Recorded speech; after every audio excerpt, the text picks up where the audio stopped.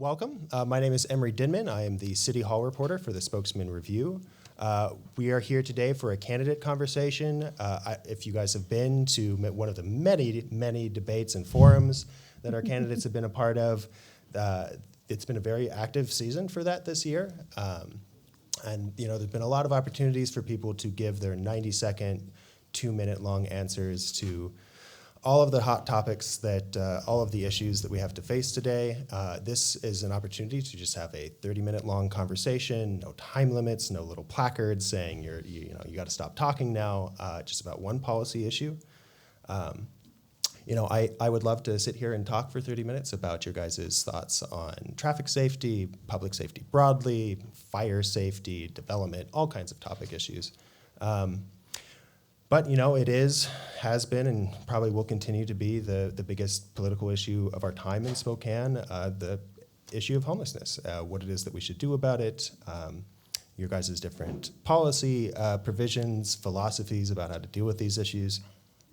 So I just want to give an opportunity for you guys to talk it out, to talk about your ideas, to not get cut off, to be able to ask each other questions, to interrogate each other's ideas. And to really try to have a substantive conversation about this one policy area.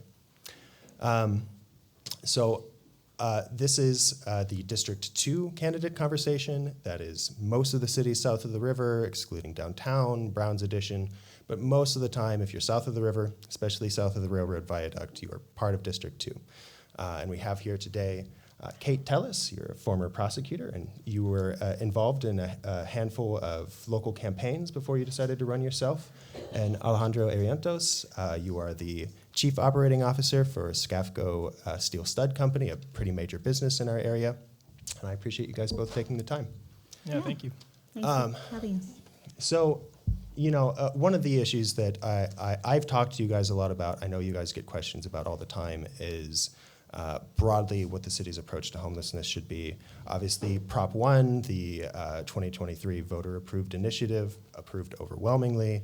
That had been our framework for a little while. Earlier this year, the state Supreme Court knocked that down on technical grounds, still allows the city council to bring it back. Instead, the current city majority decided to go in a different direction with the home ordinance. 36779 or something like that. Sure, I don't memorize codes, but it went from Prop 1 was tailored around schools, parks, playgrounds, daycare. Home is citywide, but a very strong emphasis on outreach. So just to get started, I am curious about your guys' thoughts about Prop 1. If you felt like it was a productive step forward. And then we'll talk about where we've gone since. So, I guess just to get started, I'd like to ask each of you, did you vote for Prop 1? And did you feel like it was a productive step forward? Mm-hmm. I'd like to start with you, Kate. Yeah, I actually didn't vote for Prop 1 for a couple of reasons. I thought that it was based on some maps that actually appeared in the Spokesman-Review. It was mainly going to cover just all of downtown. And I was concerned that if we made camping downtown illegal, it would just move people out into the neighborhoods, which is actually what we're seeing right now. So I didn't vote for it for that reason. But I do think it is very important for all of us to acknowledge that 75% of voters voted for it. And there's been a lot of discussion about Prop 1. I don't think my position has been very made clear, and that's my fault.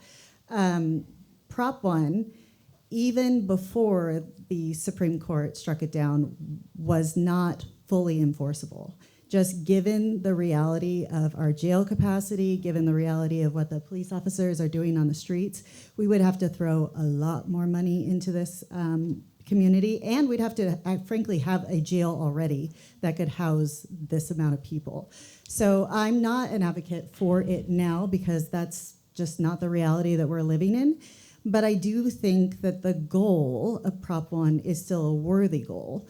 And I'm really excited, actually. I think the city, hopefully, fingers crossed, I think they're coming up with a new ordinance October 27th, I think is going to be the first reading, if that's still the case. there was a meeting where everyone actually seemed to be fairly in agreement. I mean, I think at this point, everyone knows things need to get done, and we're needing to find some resolution. I would like to come back to the home ordinance and the reforms to it that we're looking at, but I'd like to kick it to you first, Alejandro. What were your thoughts on Prop 1? Did you vote for it? Did you think it was going to be a productive step forward? I did not vote for Prop 1, but 75% of the people did vote for Prop 1. So I've made it clear to the people that, to restore trust in local government was we have to follow the will of the people. Every precinct here in District 2 voted in favor of it. So what's happening right now, whether it's home ordinance or Prop 1, we knew that something from the ordinance wasn't going to work.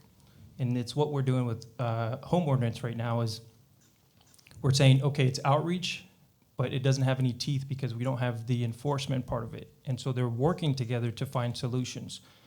To me, is we should have done that with Prop 1, which is what people voted for.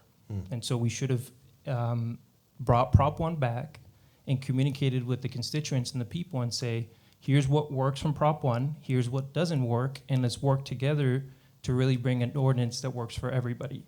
And I think that's what City Council is doing right now with the home ordinance. But again, there's no trust in local government when you vote for something and then they say, no, we're going to do this instead, and we get to the same result that we had with Prop 1. Well, how would you have approached this differently? Because there was a period where we were enforcing Prop 1. It was a fairly short period because there was the Martin v. Boise, roadblock. Folks in the city had been worried about that it wouldn't be legally enforceable. That roadblock was removed by the U.S. Supreme Court. There was a period where we were enforcing it. Sure. Were there areas that you feel like it wasn't working right, and how would you have approached it differently if you were trying to put something different forward? Yeah, I guess one thing that I did want to clarify, I think Prop 1 is citywide. It's not a camping ban citywide, but it's 1,000 feet within schools, childcare, public libraries. It is, and it did cover so it did most cover of the city. most of Spokane, not just Somewhere downtown. That's 50-ish. But it was only within the limitations of, if you remember the map in the Spokesman-Review, there were pockets where it was still allowed. Correct. There was pocket, but it wasn't So just it wasn't downtown. citywide the way this current ordinance correct. is. This But it is- also wasn't just downtown. But it wasn't But just yes, downtown. you're right. So I just wanted to clarify that point. And to me, I guess the approach is it's communicating, having metrics, actually having things that we can, like in business, we have key performance indicators of what's working in a policy and what's not working.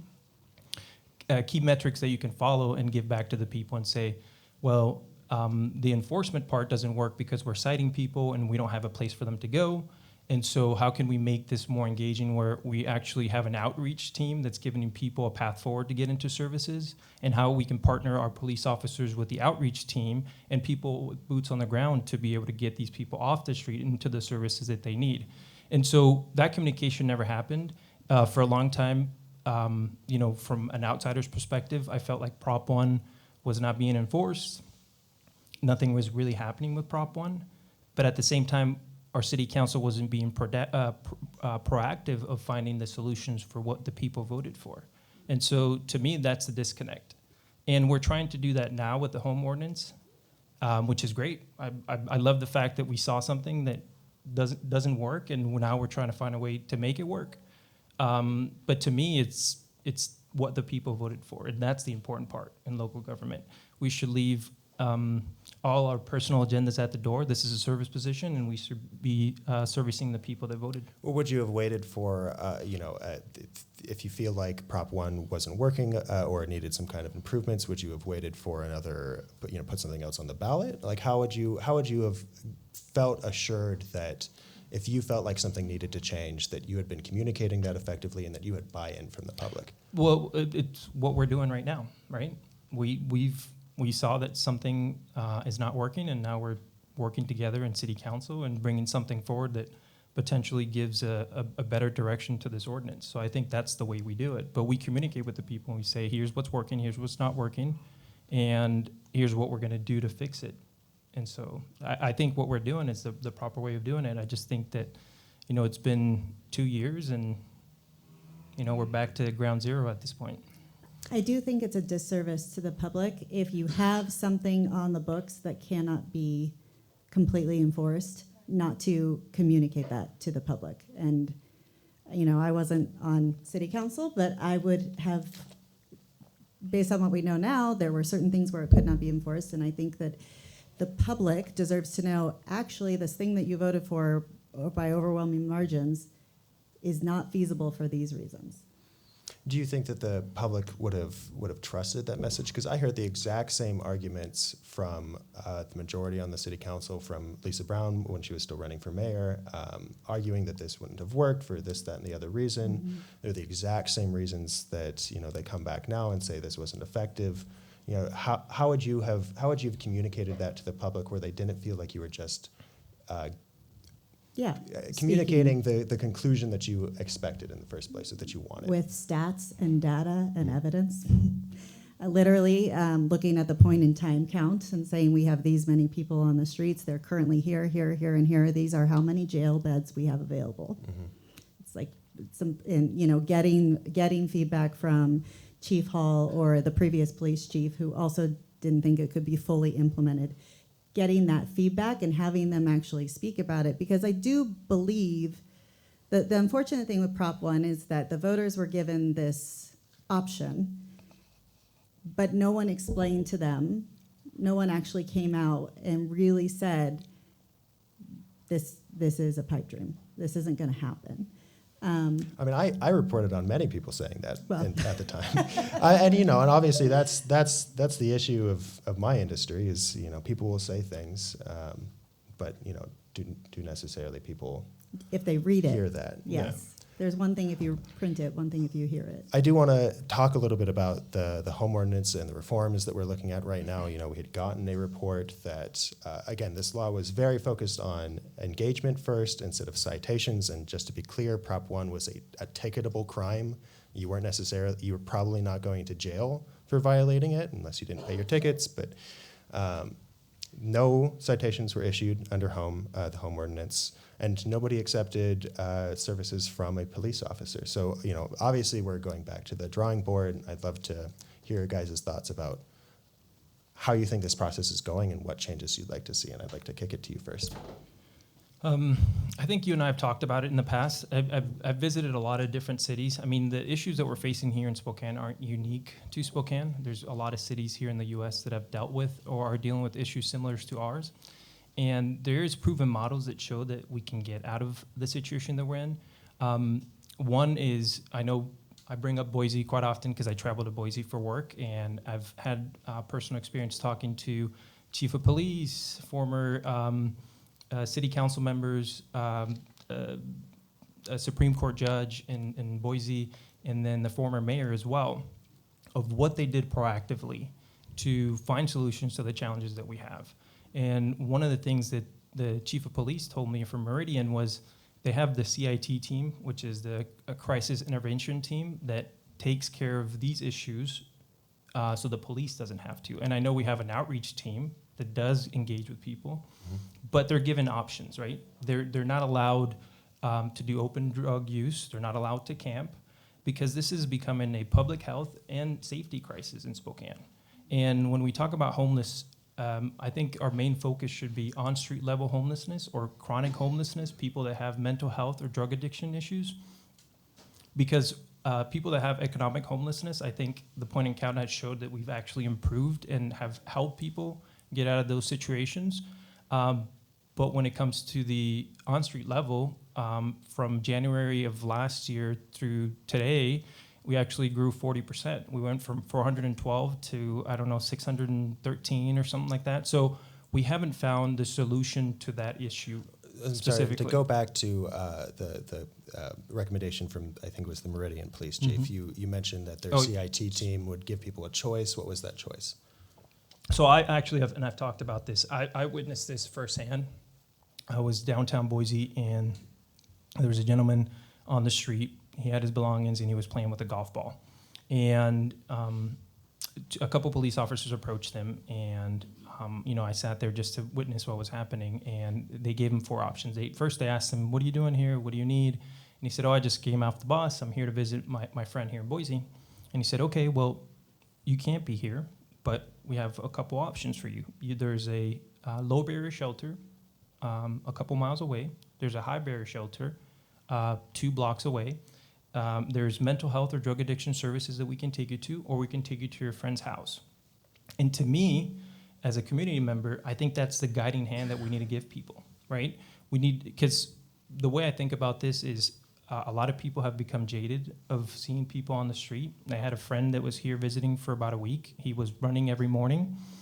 And after day 3, he said, I feel bad because now I'm running past people downtown that are on the street that I don't know if they're alive or not. But I see it so often that, and so we need to come as that community and really help these people. And by giving people those options, they have options to either go to shelter, go to services, and then take away the facility of doing drugs, criminal activities, and then be vulnerable because they're being, I mean, the people on the streets, I talked to a constituent just the other day that was homeless for about 5 years. She said, my belongings, my things get stolen all the time by homeless people. I get attacked by homeless people. That is, to me, that's not compassionate. So we have to give options. And I want to clarify on the options thing because the other option that I've heard a lot, particularly from the Spokane Business Association, is that it should be, treatment or jail should be one of those options. That is another one that I've talked about. That the mayor of San Jose, California, implemented a 3. Correct me if I'm wrong. It's either 3 or 4 times if they refuse. If they're a risk to themselves or other and they refuse services 3 times, they either go to jail or mandatory rehabilitation. And I believe the metric was 8 out of 10 people choose mandatory rehabilitation. Sure. And they don't have a 5-year period yet, but in the last 2-year period, they have around a 78% success rate. I'd like to jump back to you, if there's anything from Alejandro that you'd like to comment on, and also just broadly what you'd like to see change in the home ordinance. Yeah, well, I think when we compare Boise to Spokane, one of the things that we're not acknowledging is that Boise has a lot more money per capita than Spokane has.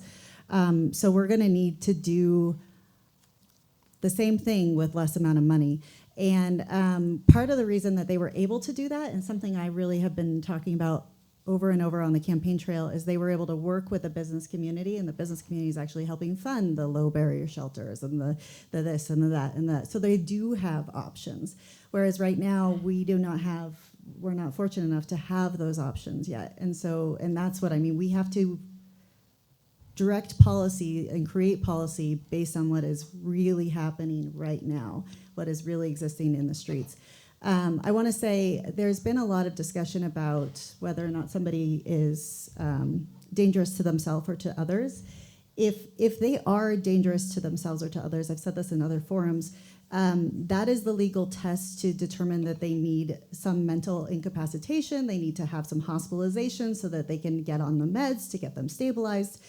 And we have a lot of that downtown. And as a lawyer, it's particularly concerning because I actually talked with Judge Mary Logan about this. We need to have avenues. If Judge Logan is to dismiss a case in community court because of mental incapacitation, she doesn't have a way of then kicking it up and saying, but this needs to be addressed. We need to be able to address that at every level of court, because I think ultimately what we really want is we want to treat people the way we would want our loved ones treated if they were on the streets, if they were husband, brother, father. But how can you effectuate that from the city council dais? I think we need to put much more effort into, and Chief Hall has actually said this as well, we need to put much more effort into making sure that we are approaching people on the streets in the ways that make the most amount of sense, the ways that give them the opportunity to say, oh my goodness, yes, I do need help. Right now, through no fault of their own, but right now most of that engagement is happening, and I saw it on my ride along, with police officers who are in a bulletproof vest and have a gun on their hips. And just by the nature of kind of the lived experience people have who are on the streets, there's a lack of trust. And, police officers are trained when they start an interaction, they say, what's your name? Do you have any warrants out for your arrest? That is literally the first thing that they say. And it's kind of a hard sell then to be like, okay, no warrants. Can we take you to a shelter? Why don't you get in my police car? We need to do things smarter. And with that, we just need to be changing our model. Albuquerque has done this. Los Angeles is doing it. Seems like every day I open the page to better, what's it called, safer cities, and there's another city that's then decided to go on to do this. And what that does is it frees up police to deal with crime and violence. But how does that differ from the process that we're doing already with the new outreach teams, with the BHU and the BRU and the fire and police departments? We would be putting much more resources into the outreach. Where are you going to find those resources? So it's always the question. I do want to jump in. Sorry, and I'm making faces because I'm ill right now. So I should have mentioned. I really appreciate you coming out despite the stomach flu. So. One of the points that I wanted to clarify, I've talked to the former mayor, David Beater, quite often, and when it comes to actually resources for the city, I think he's identified that Spokane probably has and had during his time a lot more resources than he did. One of the things that he focused on and what he talked about is like raising a barn, which is a collaboration way, whether it's either businesses, nonprofit organization, everybody working together on the same goal. And the second part that I wanted to talk about is the ride-alongs that I took place. The police officer mentioned to me that they have CIT training, so they do get the crisis intervention training to how to address these people. So when I talk to them, if they know that the situation is escalating because they have a mental health crisis or something's happening, I'm not sure that their first question is going to be, do you have a warrant for their arrest? I think they're de-escalating, trying to get them the help. And in a service of de-escalation, yes. Yeah, and then hopefully from there getting them a path forward. Well, then why do you feel like it's been so ineffective? Again, Chief Hall had reported that 0 people had taken engagement or services from the police. That I don't know. A person that I've talked to, a police officer, said that some of the engagement that they've done in the past is potentially give somebody a flyer with information that they should call. That's not enough. And to me, that to expect somebody that's lost control of their lives and they're in the situation that they're in because their priorities might not be straight and they have so much going on that they don't even know where to start, to ask that person to take control of their life, make the call, and do the things is to me, that's not the path forward. And so the engagement guideline of what we're supposed to ask, like what I said in Boise, it was very clear. There was options. Here's what you can and cannot do, and here's how we're going to help you, rather than here's a flyer and, see if you can get some help. Sure. Do you guys have any questions for each other from what you guys have been hearing on the campaign trail or in this conversation? Question. We can come back to that. Again, I want to have an open offer for you guys to ask Yeah, questions no, of each other. I'm glad that she clarified the Prop 1, because from my perspective, the only information that I got from Prop 1 was actually in the Spokesman-Review, Emry. Paid for by the Spokane Business Association? No, the interview that Emry did on September 29th, where you said you didn't support Prop 1. So that's the only information that we had. Yeah, at the time I fully admit this, I was supportive of the new ordinance because it was going to have services and engagement first. I don't remember if that was before, that must have been before Chief Hall spoke up at a meeting and said, this isn't working. And so that's when, I have to admit, I was really disappointed to hear that it wasn't working. And I understood from a prosecutorial standpoint why giving the 3-day kind of limitation period would be hard to enforce, because the truth is, and what Chief Hall said is, the way that they comply under the current ordinance is just to move. So they're moving and then moving and then moving, and once they have moved from their encampment, they're in compliance, and any sort of interaction with police, any sort of offers of help end right there. And I want to talk about something where I said we need more resources. Something that I've been talking about a lot with people at the doors and just all over really is we're in a budget crisis. We're everywhere we look, there's not enough money. And what we really, I think, need to do as a community is come together, and it's going to require some volunteering. It's going to require some organization, but that can be done. I met with somebody just yesterday I've met with a number of people who have previously been addicts who say, I would do training, I would go out there, I would meet with them on the streets, because there's so much shame in addiction that you have to break through these barriers, you have to break through these walls. Well, surely if the only barrier between where we're at now and success is volunteers, then we wouldn't be having these issues. I mean, where does the city dedicate more resources? Are you to sure? this? I don't know. I mean, I beg to differ. I think possibly we could organize enough volunteers. Sure. I've worked in nonprofits. I've worked on campaigns. We do a lot for very little because people volunteer their time and because people care. And I think what Prop 1 showed us was that people care a lot about what becomes of our city. Yeah. And I know a lot of people at the doors are saying, sign me up, but they don't know where to go. They don't know how to help. But is that the primary resource? Is that the bridge between here and there is just organizing volunteers? Well, having worked with people in the homeless population, which I did, I worked in Albuquerque for a nonprofit called Cuidando los Niños. You will find. You have to meet each individual person where they're at. Not everyone is going to take us up on services. Not everyone is going to actually be mentally competent enough to say, I need help. Sure. Which is I'm so sorry. I don't want to cut you off, but we have 5 minutes left. Yeah. Thoughts? It sounded like you wanted to jump in there. Yeah, to me, I guess the point that I want to make is what Prop 1 showed, whether it was enforceable or not, is that people care, and that people have compassion, and that people see this as a health and public safety crisis that we're dealing with. And our job in local government is to work with people to make good policy. And I knock on plenty of doors that are disappointed because they voted for something and we haven't followed with what they wanted. And whether we knew or communicated that was going to work or not, we never actually tried to fix something that the people wanted. And so I'm glad that we're doing something with home ordinance now, but...